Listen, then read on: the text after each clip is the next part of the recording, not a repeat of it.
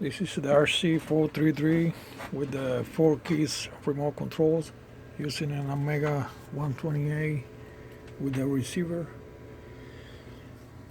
First key is connected to the serial port.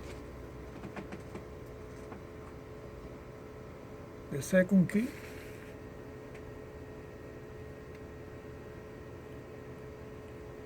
the third key and the fourth key.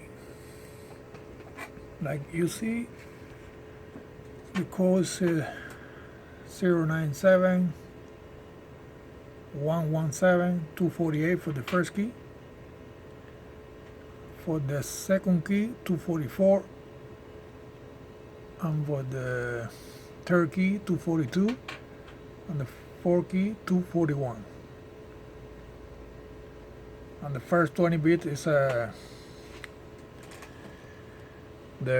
transmitter receiver ID number.